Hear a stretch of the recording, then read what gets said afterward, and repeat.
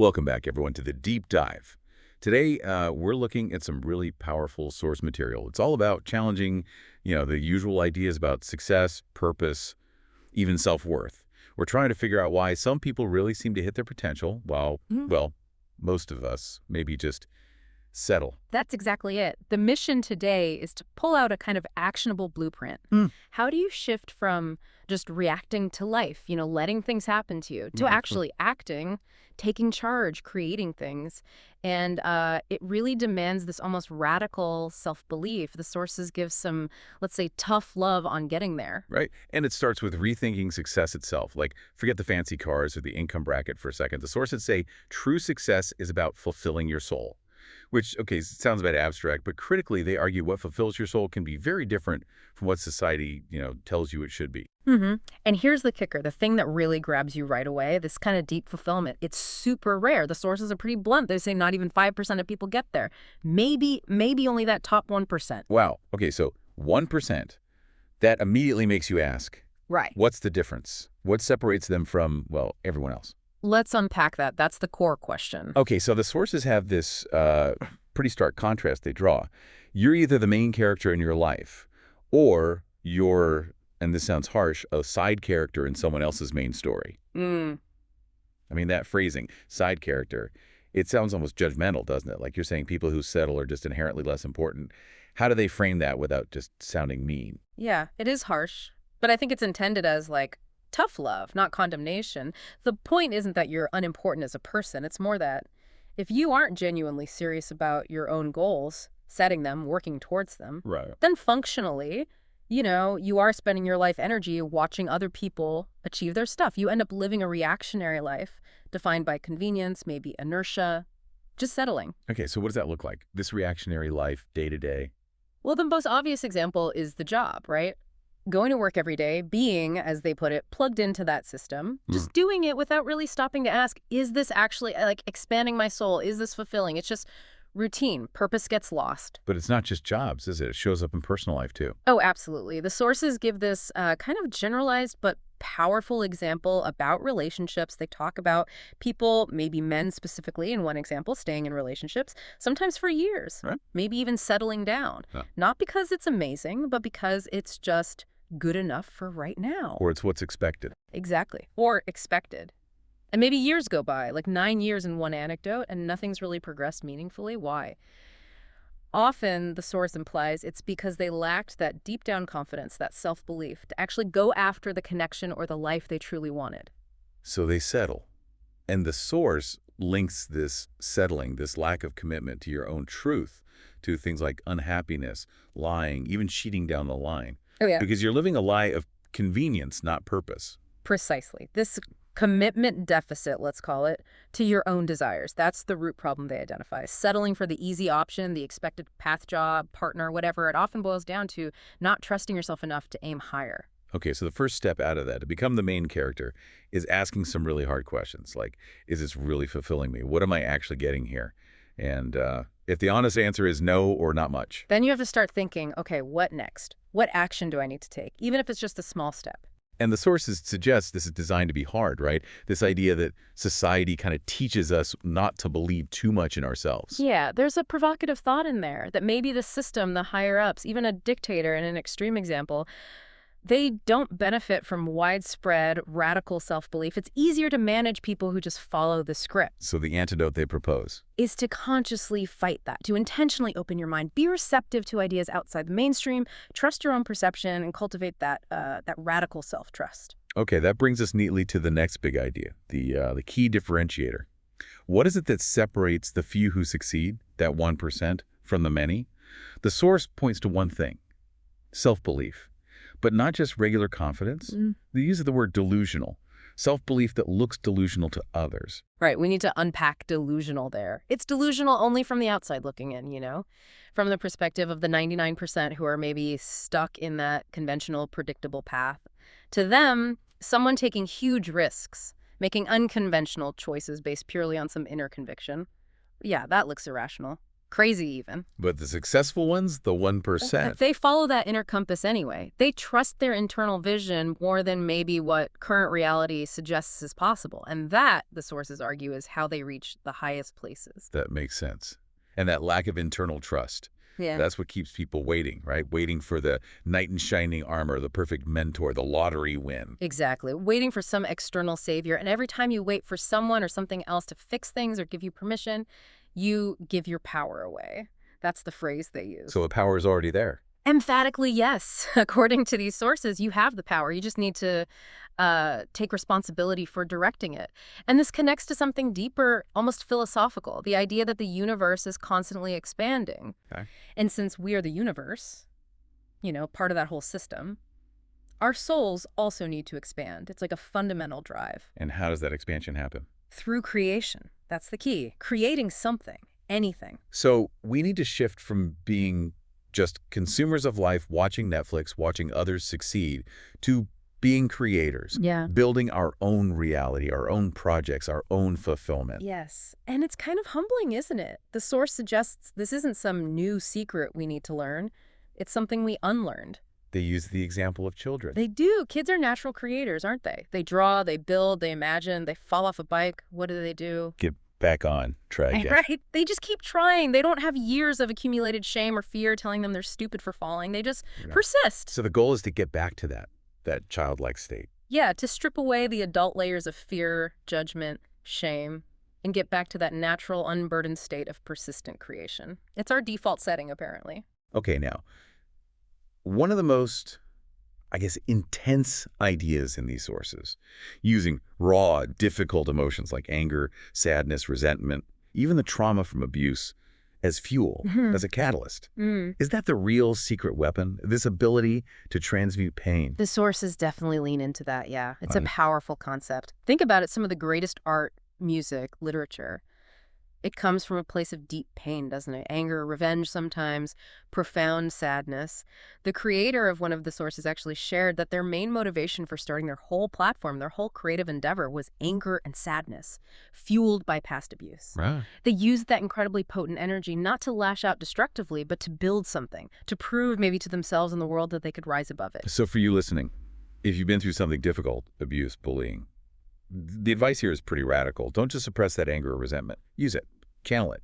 Turn it into fuel to, as they say, become the biggest, best thing this world has ever seen. Exactly. And there's a fascinating psychological angle, too. They suggest this actually strips the abuser of their power.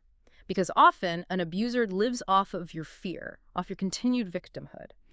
When you take that emotional energy, that pain they cause, and you use it to create something amazing for yourself, you're essentially cutting off their supply. You stop feeding their control. It's incredibly empowering. All right, let's shift gears a bit and get practical. Confidence. We keep talking about self-belief, but how do you actually build it? The source throws out a really sharp question. What do you have to be confident about right now? Oof. Yeah, that's correct. It is. Because confidence isn't some, magical feeling you just decide to have. It's not external validation. It's internal. It's fueled, they argue, by proving to yourself that you can actually follow through, that you keep the promises you make to yourself. So it's about building that inner trust.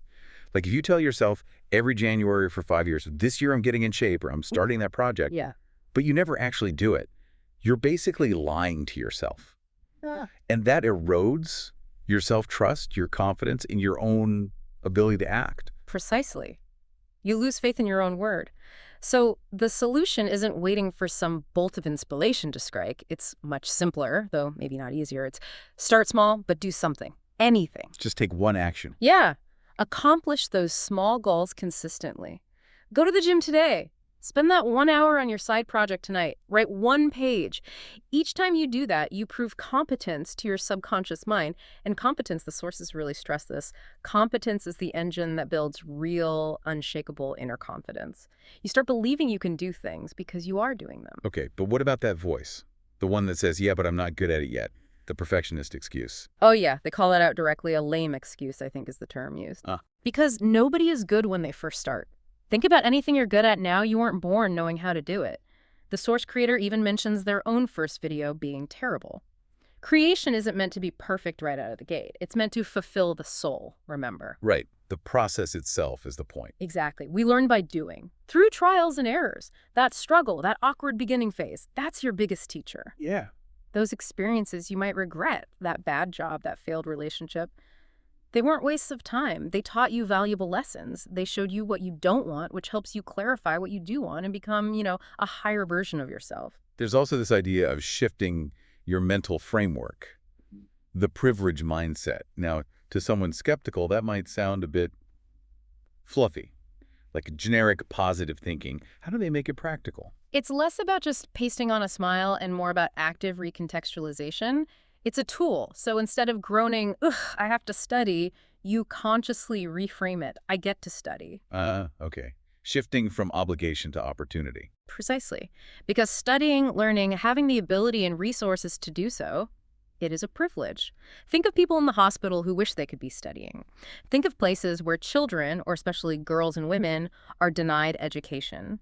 When you frame it that way as something you get to do, it changes the energy you bring to it. It shifts from a burden to, well, something closer to gratitude. And that changes how you engage with the task. Okay, that makes sense. And if we're focusing on this sole purpose, this creation, what about money? Where does that fit in? We still need to live. Good question.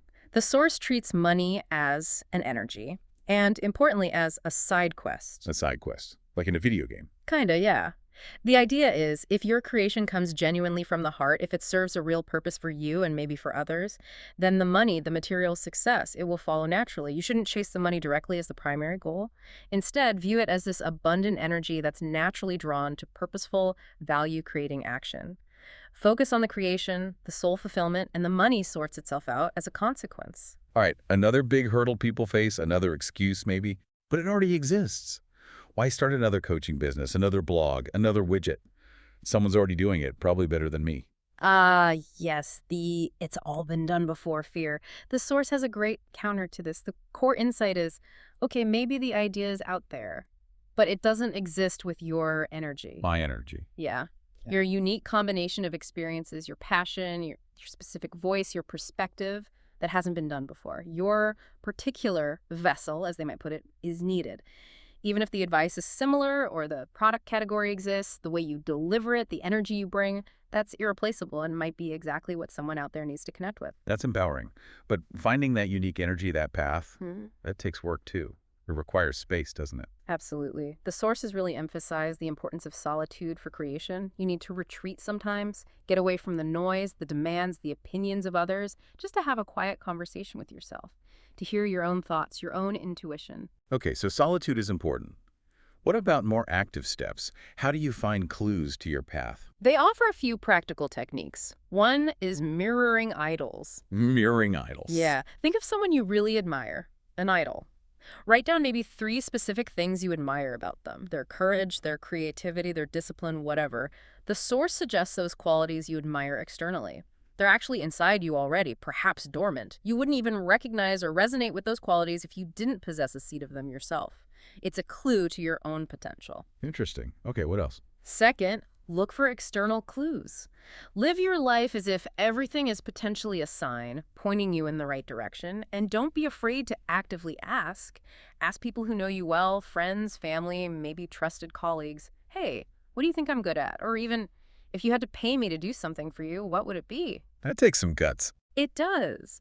But the Source argues that sometimes the universe or God or whatever you believe in will say things to you through other people. Those external reflections can point you towards a path, a career, a creative outlet you were meant for, but maybe couldn't see clearly yourself. Okay, and what about manifestation?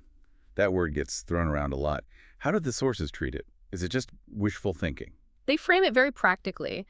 Less like magic, more like focused, subconscious goal setting.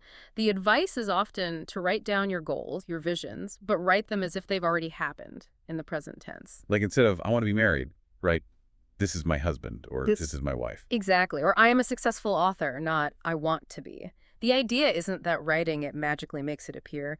It's that it gives your subconscious mind a crystal clear target to work towards. It primes your brain to notice opportunities, to take actions, to put yourself in situations where that goal becomes achievable. It's about directing your focus and intention. Got it. Practical goal setting with a specific framing. And one last thing on finding your path. Muses. Yeah, the importance of having people who inspire you. Muses.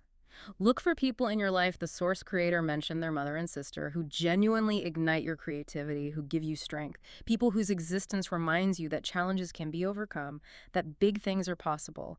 They model the strength and confidence you might need to borrow sometimes. Hashtag outro, outro. Okay, so wrapping this up, this deep dive really suggests that true success isn't about external validation at all. It's defined by that internal sense of fulfillment. And you get there through deliberate, purposeful action fueled by, well, sometimes seemingly delusional levels of self-belief, and maybe using some of that pain along the way. Exactly. And as we close out, there's one final, perhaps the most challenging concept the sources leave us with. It's the art of letting go. Letting go. Yeah. We have to constantly let go. Philosophically, the idea is that nothing on this earth belongs to us permanently. We're souls having a temporary human experience. That means we have to let go of past versions of ourselves, the child, the teenager. We have to let go of past hurts, that bad breakup, the job we lost, the abuse we suffered. If you cling too tightly to those past identities or past pains, you get stuck. You stop that necessary expansion, that creation we talked about. And time keeps moving anyway. That's the final stark point. Time will pass regardless of what you choose to do, whether you stay stuck or you start creating. So the sources leave you, the listener, with this really provocative question, I think. Are you willing to stop essentially abusing yourself by clinging to a past that doesn't exist anymore, and instead choose to focus your energy on creating a purposeful life now, knowing that time is ticking forward either way? It really comes down to you. You have the capacity, the potential is there. But as the sources make clear, you have to start believing in yourself first. We can talk about it, but we can't apply the advice for you. You've got to take that first step.